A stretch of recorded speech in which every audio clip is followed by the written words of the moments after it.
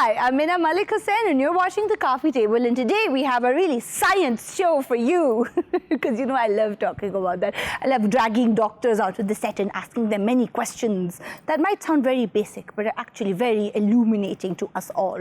And today we're going to be focusing on the wonderful work being done for eye health in Pakistan by the Layton Rahmatullah Benevolent Trust, which was set up in 1984 in Karachi and has since then spread its wonderful works all over the country and have helped over 44 million patients in this country so far.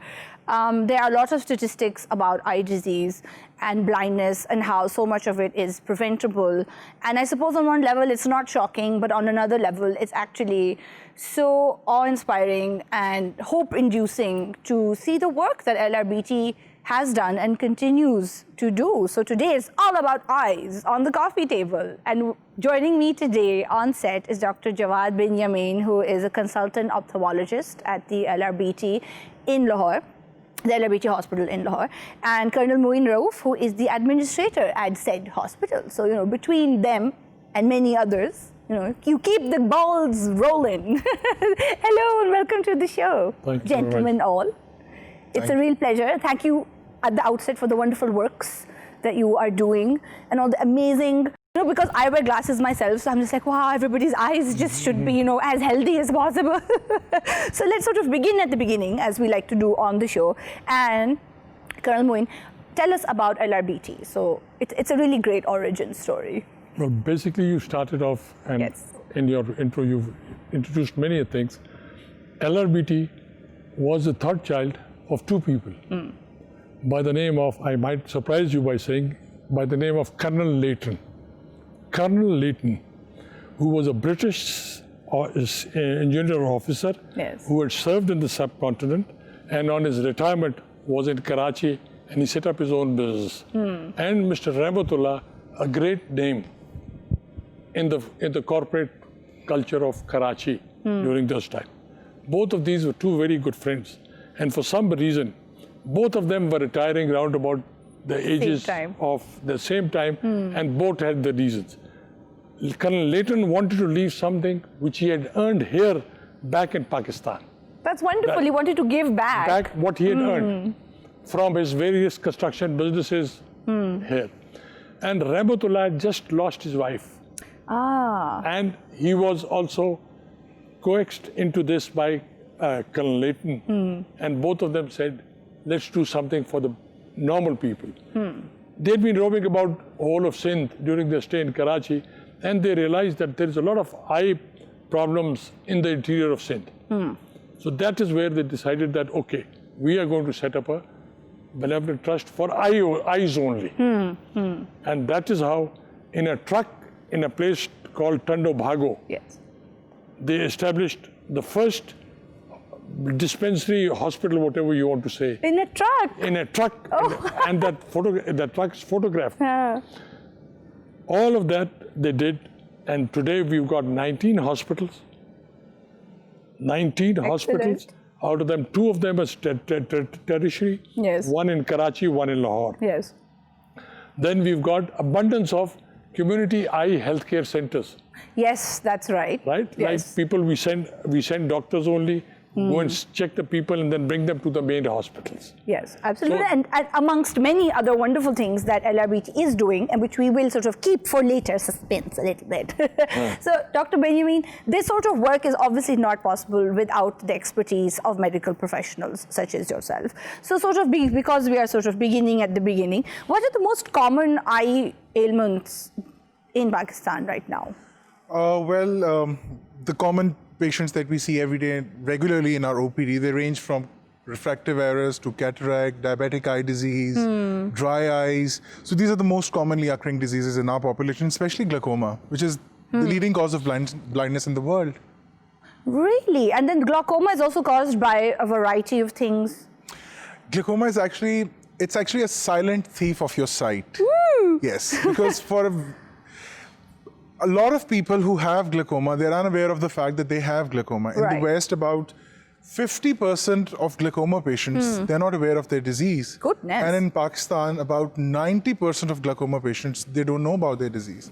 So for every single patient that we see in our OPD, there are 9 patients of glaucoma that are lingering on without any treatment, without any diagnosis. Oh my gosh, but why is how do you know you have it? Whether I suppose when it's too late. I told you it's the silent killer of your sight. Initially, your peripheral vision is lost. So let me put it in very simple words. If I give you a piece of paper and then you roll it, and I ask you to see my face, you'll be able to see through that hole. But your peripheral vision is gone. Oh, so you can't see sort of on the sides. It's only... Yeah, there's a tunnel vision. It's called tunnel vision. So these patients initially experience a lot of difficulty while driving. They can't see a car passing by or if somebody's crossing the road. But when they come to us, they come with a very late presentation of glaucoma. And then we have to treat them. Well, of course. But the thing is that screening of every patient is required. And there are certain signs that only a doctor can decipher, not the optician. Because in our country, people go to optician for their spectacle correction, and there are a lot of quacks practicing here. But the thing is that one should always get an opinion from an ophthalmologist, especially when you cross the age of 40. And this is an important distinction, that the optician is the person who tests your eyesight. Yes. And the ophthalmologist is the person who actually checks the health of your eyes. And it's not the same thing, audience. Yes, absolutely. A public service message that the guy who's checking your eyesight cannot tell you if your retinas are where they should be. So, Colonel Moin, I understand that there is one tertiary hospital here in Lahore with which you are associated, and that hospital caters to Punjab and KP. And that must be a lot of people every day. This hospital, like I was talking to somebody the other day and I said, is practically run by a family. Is a part of the trust, but the family, their elders started off from here. For example, Judge Sabir Raza, the president of this place, his elders were into it. Mr. Azizul Haq, a trustee here, is the son of Justice Anwarul Haq, again, who ran this hospital. And that paternal uncle, Dr. Najib, was the first medical officer of this hospital. Oh, how wonderful. So, as a matter of fact, the family is there. Under the trust of Karachi, we are running it, and their goodwill takes it forward. So, on average, how many patients come to the hospital a day? Pre-COVID, we had touched one day of 1,622, but our average was 1,207. 1,207 in one day? Every day, and that is from 7:30 to 1 o'clock is the time to make the cards and get it to see the doctors. Well, just to put you why, how can we do it? There are 51 doctors, 51 to 58 doctors. 7 might be brand new, but 51 are good hands in the second, third year, which can be used properly. Oh, excellent. So we are a teaching hospital also, yes, where we do the FCPS Part 2. They come join, all our doctors who join are FCPS Part 1 qualified, and then they're doing the FCPS Part 2. There's some, like Jawad and all, who did the vitro retina also here. Indeed. And the hospital is a qualified... It is approved by the PMDC and everything. And I will even go a step further. We are very lucky that this year we are one of the few Category 1 hospitals approved by the Punjab Healthcare Commission, approved by POTA. POTA is Punjab Human Organ Transplant Authority. Very important. And we will, talk about this in a later segment also, but that is an extremely important accreditation to have. We've got affiliation now with Al-Alim Medical College of Gulab Devi Hospital. Oh, excellent. In other words, they're in class 4, in the 4th year of MBBS, whenever they will be doing eye, teaching eye to the students, our doctors will be with them. Oh, that's so it's like teaching. We're training both postgraduate students, and this we've been doing for a very long time. And now we're going to teach undergraduate students as well. Oh, well, that's fantastic. And sort of learning on the job is probably the way it should be done. Absolutely. Well, that's fantastic. Do you feel like there are enough people studying to be ophthalmologists? Do we have an eye doctor shortage? No, I don't think we have shortage of eye doctors because, you know... But this is one, either administrator can tell you, this is one place where the male and female both want to come. Excellent. Yes. Because there are others, for example, in surgery might be a female doesn't want to go, or other places. But in this field, you've got enough 50-50. And right presently, I think I was calculating, we've got 45% girls and 55%. Very good. The field of ophthalmology is a very gender equal one. Yes. But yes, as you were saying. I was saying that let's put it in a very philosophical way. It's said that, you know, if you want to peek into the heart, soul, and mind of a person, you can peek it through your yes, peek it the through eyes eyes. are the window to the soul. Yeah, so that's why a lot of people come into this field. So they initially, I personally believe they want to be spies, and then they end up being ophthalmologists. But the thing is, that's actually true because, you know, every sign of every disease like diabetes, hypertension, stroke, the first sign comes in the eye. Really? Yes, and a lot of patients... Even hypertension? Even hypertension, yes. Because there's a test called dilated fundus examination, and we pick up very little signs, and then we refer the patients that he or she has diabetes or hypertension, and then we refer them to their respective specialities. Similarly, we get a lot of reference from other specialties as well. For example, neurology. There are a lot of signs, and we are the ones who pick up if there is any tumor in the brain.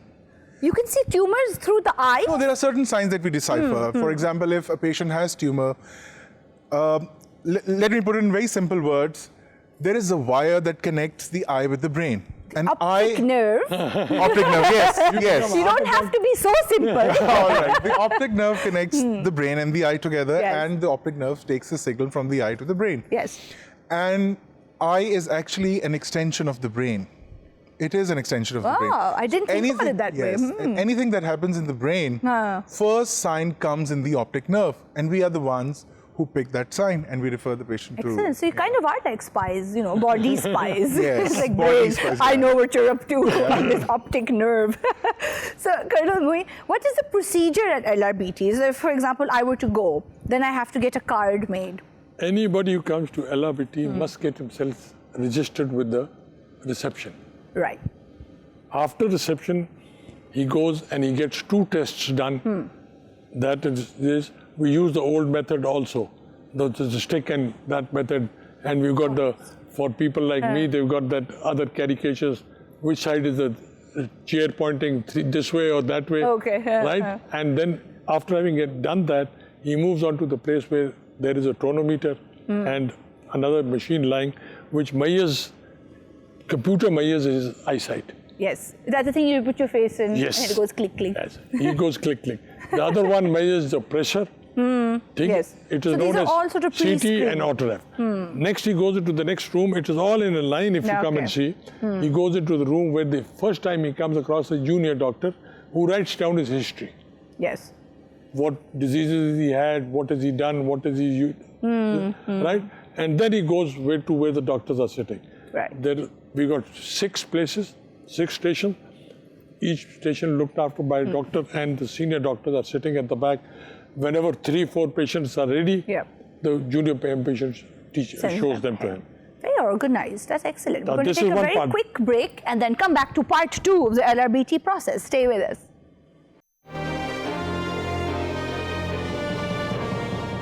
Hi, welcome back to the coffee table. We're talking to 2 champions from the LRBT who are doing some wonderful work for the eye health of all of us here in the Punjab and KP, because we're talking to the Lahore chapter, and we're having a conversation with Dr. Jawad bin Yamin and Colonel Moin Rauf, who are both from the Tertiary Hospital here in Lahore, where my set is.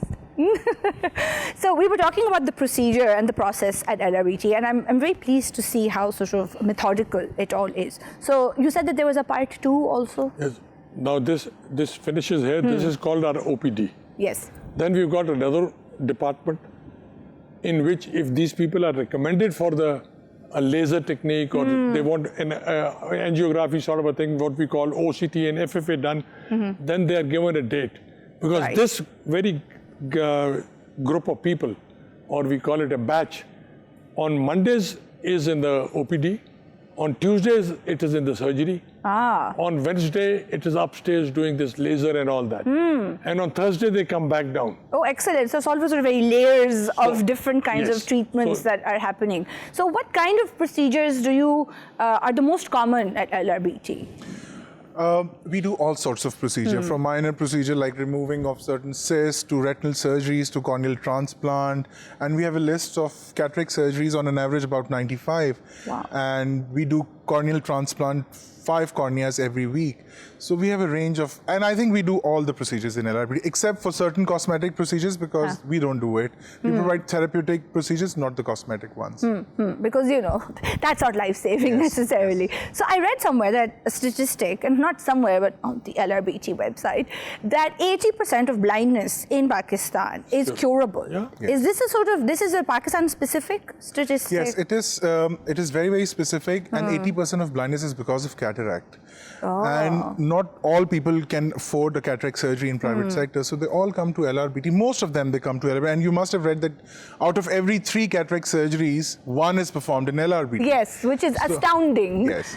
So what's the difference between a cataract and a glaucoma? Can I just add a little bit before you go here? How would you feel a 3-week-old child being operated for cataract? I would not have known that that was an actual thing that happened, that children can get a cataract. They were born with that. What? Yes. And 2 weeks, 3 weeks old. And first time I saw it, my heart went down. Yes, how is he going to get through it? And then they did? But how can you be born with a cataract, doctor? It is a hereditary disease. And again, as we were discussing in the break, that, you know, a lot of diseases are hereditary and they have very strong genetic predisposition. Congenital cataract and congenital glaucoma. They also have glaucoma. So they both are hereditary, and there is a lot of that is why we say that please do not get married in the family, because there are certain diseases that they become dominant in certain generations. So you have to avoid getting, you know. That's also something that I'd never heard of before. Is that because we know when you think of intermarriages, one always thinks of other problems like thalassemia or sort of, you know, mental health issues. But I did not know that eye issues and you can have congenital glaucomas. And there is a disease called retinitis pigmentosa, in which there is night blindness, where your vision you can't see in the night. Good God! You just imagine, I'm a non-doctor, and the first time in my first year, I am now in the 8th, it has become normal for me. A doctor telling somebody he must be under observation because his eyesight is going to deteriorate every day. It's that rapid sometimes. By that I mean that by 18, 19, he might be very close to blindness, I think. Goodness. It has, again, retinitis pigmentosa has different varieties. It has different types.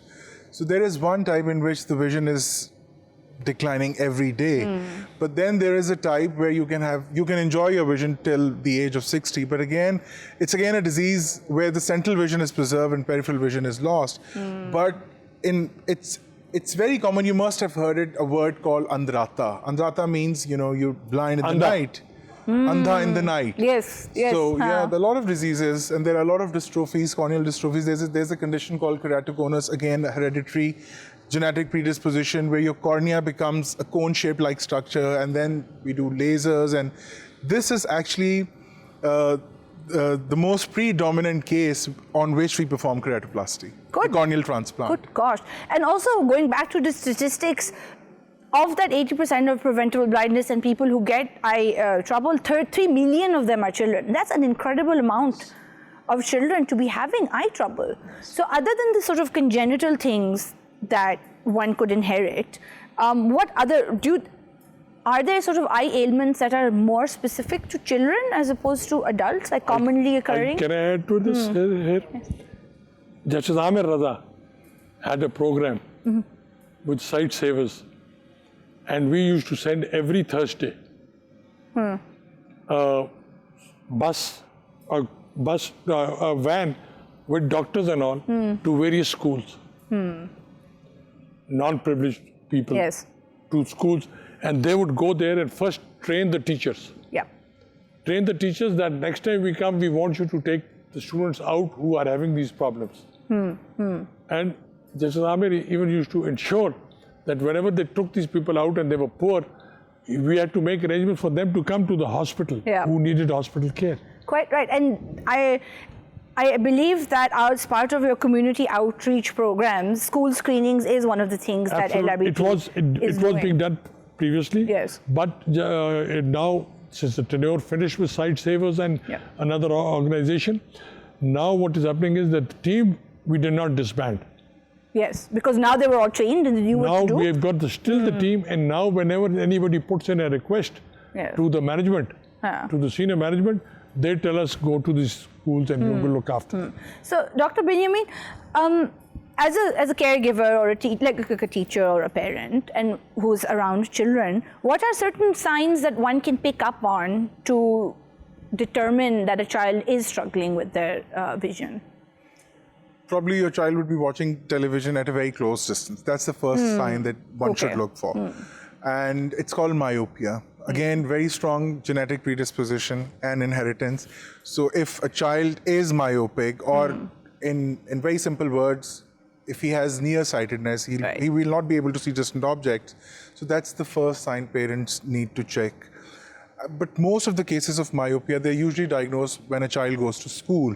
And there is a complaint from a teacher that, when he sits in the back, he's unable to see the board. And then they come to us. But again, in myopia, there are very few chances that the patient would have amblyopia. Amblyopia is a condition where you have a normal anatomy of the retina, but your retina is not functioning properly. Oh. So that's the first sign. And for hypermetropia, mostly hypermetropic patients or farsightedness patients, they would come with squint.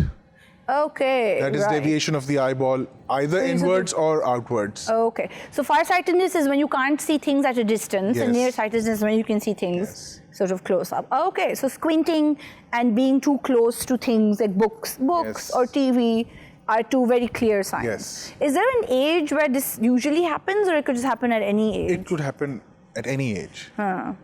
Okay, that's interesting to keep in mind, because again, like when we're talking about teacher training, and these are sort of things to pick up on, because a lot of times if a child is very young, they might be struggling and nobody would even know. They won't be able to say. If somebody comes to us, they can you can see a low vision center. We've got all sorts of low vision aids, starting off from telescopes to magnifying glasses to this, which the doctors then recommend through the optometrist. Yes. And we import these all from Hong Kong. Ah, excellent. Because they're not made here. Right. So we import them, and the only question asked is, do you want it from zakat or do you want to pay for it? 5% say we want to pay for it, 95% say zakat. No questions asked after that, either for this or any lens, anything. That's tremendous. And I would like to hear, acknowledge what our donors are doing for us. Absolutely. Like, for example, the people who provide us free food. And free food, we don't just throw it on the table. We give it in a proper plate of LRBT. Because, and sort of going back to the ethos of LRBT and the sort of vision that it has, is to provide healthcare and community aid in the most dignified way possible, and to not make anybody feel like this is charity or that it's second best. And I think that that's incredibly important. And I think that's where we go back to the donors, for example, because a lot of these eye treatments or laser procedures, things are expensive treatments if you went to private care, but LRBT is able to offer them at a much lower price to paying patients. No, we don't charge. We cannot charge anybody anything. Ooh, even what if you want to pay? You can pay. That's a donation. Either whenever we're going to give you a receipt for that, we're going to ask you, is it zakat? Is it donation? Right? Yeah. There are many people who say, yes, it is zakat only for lens. Or this is zakat for machine, any equipment. So the people are very specific also now, are old donors. Because over a period of time, it started off from a 10, 12 bed hospital now to a 149 bed hospital, and I'm vouching for it that I want to compare it with any other hospital of Lahore. Excellent. That is an excellent gauntlet to throw down. Right? I would want people to. That is why I want them to come and see. Why? And this is because all donor run. You'll be surprised. Why do I say this? Because these 2 donors from America came and said, we want to do something for them. Here is the money. I said no. Justice Ahmed said no money. Tell them to set it right. They set it right with 70 air conditioners. Oh, that's great. Now, you can well imagine if they gave 70 air conditioners, converters, and all, they had to have a proper ground for it. They had to have a proper flooring. They had to have a proper roof. Yes. So they all did that. And a great architect of Lahore, and I'll even name him, Faisal Mirza, did it. That's From excellent. them, one to one. We never involved ourselves with the money. That's excellent. So it's all in kind and it's all services rendered, really. And I love that. We're going to take a very quick break while I bask in the light of this charity, and we will be back in 1 second. Stay with us.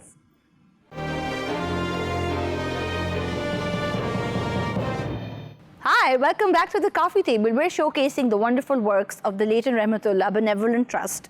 And on set with me are 2 representatives from that noble establishment. And we have been talking about a lot of really wonderful things that LRBT has been doing. And one of them, I believe, Dr. Benjamin, is trying to at least set up a cornea bank. So I know that organ donation is not really a thing in Pakistan, and there are a lot of sort of compulsions and ideas around that. But over the world, people do donate their corneas, and that can help give somebody the gift of sight. So is LRBT sort of making any sort of inroads towards maybe changing the culture around that a little bit? Because I know that, for example, in Sindh with SIUT, there is now an option that you can donate kidneys. And Dr. Rizvi has been doing that wonderful work. But do you think that that's an avenue that we can explore for corneas, for example? Absolutely, and it's a very sensitive subject because of our religious beliefs. But yes, one should donate one's corneas. And initially we would get corneas from Sri Lanka because it is the power of Buddhism that they donate their eyes or whatever organ once they're gone. And it's a beautiful gift that if you let someone see this world again with your corneas. But all the doctors in LRBT, they have donated their corneas. Oh. Yeah, so because we know. You'll be able to help somebody once you're gone. Yes. But as Colonel Sahib has also told you, we do actually all kinds of keratoplasties, ranging from penetrating keratoplasties to deep lamellar keratoplasty. That's the more modern one, where you don't have to completely remove the host tissue, where you apply the tissue and then you stitch it up.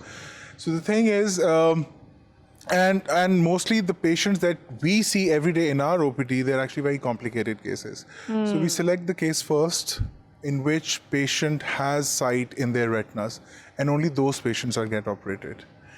Okay. And I think that that's also something that's really important, is that people come to seek help when they are at that very sort of late stage of eye disease. And do you think that one of the issues is that eye screening is not really a high priority in our healthcare approach? You know, you'll be surprised that people spend a lot of money on their wedding dresses, but they don't spend a lot of money on their health.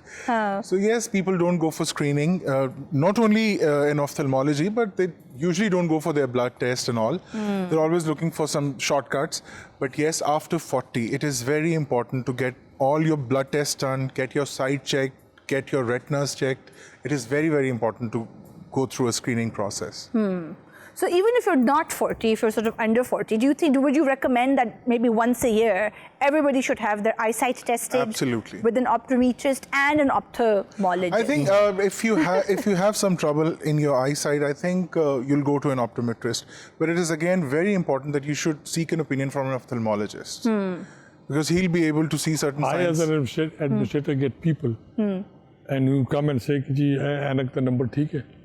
I asked them, who gave it to you? He said, we went to that shop and the man outside gave it. So now that man is not authorized. Well, he might be very good at giving you a number. Yes. But he's not authorized to give it to you. And if every 10th one is wrong, so it is not. Only qualified people should be able to give anything for the eyes. Since Google has right. made everyone a doctor. It's so terrifying, really. It must be very trying for patients to come to you and say, well, I know exactly what's happening to me now. So how can you check the qualifications of your optometrist? They've got proper degrees, they've done training. So when you go to an optometrist to have your vision checked, then what should one say? Like, show me your qualifications? Well, that you've got to ask those people. Yes. Is there some way of checking? Yeah. For example, if they go to our people in our low vision center, there are 3 people, 2 girls and a boy. They're all optometrists qualified. Yes, but that's a reliable place to go. But if you went to your local shop that sells glasses and they have somebody sitting there, an optometrist, is there any way? That's why we are saying that don't go to them. So only go to LRBT. The problem is they can have a computer in front of them, because it is very easy to find your the site with the computer also. But then the computers also need servicing. Yes. And There's whether they're getting the right thing or not. Yeah. No, that's really important. And one thing that I was wondering about is that a lot of times we have healthcare professionals on the show and we talk about policy making and data. And it sounds like LRBT has a pretty good system of data collection. I would say now the regulatory bodies being put into force by the government. The regulatory bodies like, for example, the Punjab Healthcare Commission. Yes. Right? They came to us. They said, once you're not fit to do it, improve these things and then we'll come. Yeah. Okay. Right? Though Justice Amir at that time was the head of the Punjab Healthcare Commission. Right? But those people said it. Likewise, the other regulatory bodies like, for example, POTA, Punjab Human Organ Transplant Authority, they came to us. They must, like these people, once the regulatory bodies come into force, and they can exercise their weight and they know their worth, that what all they can do, things will improve. No, that's... This quackery will come to a limit or be limited. So, Dr. Benjamin, is it just my imagination or is it true that more of us are having eye trouble now? Is it a thing? No, it is not a thing. It's absolutely true. Absolutely true. The thing is that 99% of people there are suffering from dry eyes, and this dry eye is because of extensive use of gadgets. Oh dear. Once you look at a mobile or a tablet or a laptop or for that matter a desktop, what you do is you actually focus with such amount of concentration that your blink rate decreases. And once your blink rate decreases, your tears, they get evaporated. And once they get evaporated, all the dust and debris causes inflammation, allergic reactions, and then you have watering, tired eyes, grittiness, sand-like feeling in the eye, itching, irritations. So these are the symptoms of dry eyes. Yes, and I think a lot of people have that, but it's basically screens are to blame. And contact lenses as well. They cause dry eyes, yes. Oh dear. Okay, I think we should end the show now. Oh gosh. So, okay. And what about the environment? You know, we have terrible air pollution now. That's also a factor. I think smog is right around the corner. Yes, and then probably you'll be calling me for an appointment. Oh God. So these are all very real factors in our eye troubles. Yes. But these are not troubles these are not eye ailments that will cause serious trouble down the line, are they? No, dry eyes. I mean, it's just that, you know, you can put there's a drop, tears. We usually prescribe tear drops to keep your eyes lubricated, and it clears all the dust. These are basically the cleansers. Right. So they keep your eyes clean. So these sort of allergic conditions are not going to sort of cause glaucomas later on? No, they do. If we prescribe steroids, then you have to be on a very close follow-up, because steroids in later stages can cause glaucoma. And a lot of patients, when they go to optician, and it's a very easy thing to give. They give steroids, and then they come back with very high... And then by the second dose, you are okay. Yes. But then you end up having glaucoma. So you really should not self-medicate, and don't take random eye drops that your optometrist gave you. Yeah, and please stop reading Google too much. I don't read Google. No, I'm not talking, I'm talking about the audience. I know that, I'm talking to them directly. No, but that's actually, so what should one do to sort of counter this? Because screens are kind of a part of our life now. But keep a distance. The safe distance is 50 centimeter. Keep every object at a distance of 50 centimeter, and then you'll be all fine. And do you think like supplements help, like vitamin A or things? Absolutely. Absolutely. You need to have a lot of antioxidants, like you need to quit beef, mutton from your diet, and you need to have a lot of vegetables, especially green leafy vegetables. Carrots just around the corner. You can have lots of carrot juices, citrus juices. They're very good for the eyes. And also, sort of one thing I'm wondering, because this is also one of those urban legends, that if you watch TV in a dark room, then your eyesight will weaken. No. Or if you read books with not enough light, it'll make your eyes weak. It'll make your eyes dry, not weak. Ah, see, okay. So that's an important distinction also, because a lot of times this is what one hears. So it won't make your eyes weak, and sort of having bad eyesight is that a hereditary thing? It's a hereditary. You can't make it happen to you. No, not at all. Good, but that's very reassuring to know. Sort of ticking off my list. I've learned something from them. Yes. This light in which we read. If you're a young lady at my parents' age and all, we always had a table lamp on our table for study. Yes. Right? And it always had a bulb in it, not a tube. Yes, that's right. But our parents would always say, we studied under, candles, and you guys are still not there. What I mean to say is that he will bear me out that certain lights for reading are not good. Like, you will not believe it. 50% of a fee center comes to us. Why a fee center? I realize कि वो एक इतनी सी light के ऊपर he's using that fork and picking up that screwy, not even screw. Tiny things, huh? That kind of specialized work. Well, it is recommended that if you're using a mobile, you should use it at a stretch not more than 40 minutes. Then you have to take a break for 10 minutes and then start working again. Well, that's actually really important, and I assume that would also apply to desk jobs where you're on a computer at a screen. At a stretch, not more than 40 minutes, take a break and do voluntary blinking so that your eyes, they get lubricated. So are they sort of does eye exercise help strengthen the eye muscles? Is that a thing? It doesn't strengthen the eye, but there are eye exercises that you need to do. One is that, you have to place your palms on your eye for like 5 to 10 seconds. Okay. For With dry pressure? eyes, yes. With pressure? Not with pressure, gently. Okay. It relaxes your eye muscles. It lubricates, because once your eyes are closed, it gets lubricated. So this, I think every individual should do early in the morning for like 5 to 10 minutes. Put your arms on your eyes and you'll be all good to go. Put your palms. So sort of this part of the palm, or just like this? This depression. Right, yeah. So this thing. Sort of press it on your eye. Okay, and you should do this in the morning, see? And every 40 minutes, which means that once you stop watching this show, you can do this to your eyes. And please, if you're doing yoga, stop doing, those breathing exercises, because they're actually very harmful for the eyes. Really? Yes, because, it raises the venous pressure, the pressure within the blood vessels, and it can cause glaucoma. So one has to be very careful while doing, breath holding exercises in yoga. Gosh, Dr. Saab, you've ticked all the stuff that I do, and I'm going to have to go home and make some lifestyle revisitations. Thank you so much, both of you, for being on the show. Thank you for the wonderful work that both of you are doing to help so many hundreds of people, thousands of people in this province and in KP. And thank you all for watching. You can find the LRBT on social media. I'm sure that if you would like to donate, that would be very welcome and support the cause. Thank you all for watching. If you're watching this on YouTube, don't forget to like and subscribe. And once you're done watching, put your palms on your eyes. We'll see you next time. Bye now.